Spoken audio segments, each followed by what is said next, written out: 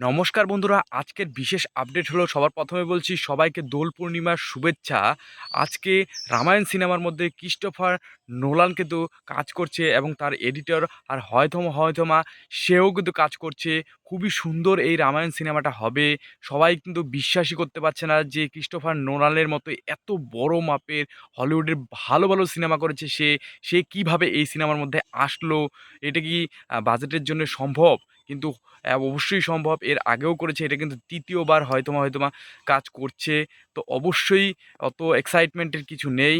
এরা যে সিনেমাটার মধ্যে কাজ করছে, এদের এডিটর যে আছে, ক্রিস্টোফার নোলানের যে পছন্দের এডিটর, সে যে কাজ করবে দেখেই যে সিনেমা ভালো হয়ে যাবে সেরকমটা না। এখন দেখার বিষয় কেমন হয়। এটা কিন্তু অ্যাশ কিন্তু অবশ্যই আছে এই প্রোডিউসারের মধ্যে।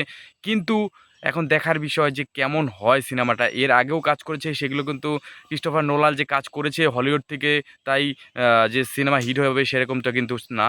এখন দেখার বিষয় কি হয় ব্যাপারটা, সময় আসলেই বোঝা যাবে। আপনাদের কি মনে হয় এই ব্যাপারে? অবশ্যই কমেন্ট সেকশনে লিখতে ভুলবেন না। আজকের মতো ভিডিও এখানে ছিল। ভিডিওটা ভালো লাগলে লাইক, কমেন্ট, শেয়ার করবেন। অবশ্যই সাবস্ক্রাইব করতে ভুলবেন না এরকম টাইপের অনেস্ট রিভিউ পাওয়ার জন্যে। তো আজকের মতো ভিডিও এখানে ছিল। জয় হিন্দ, বন্দে মাতরম।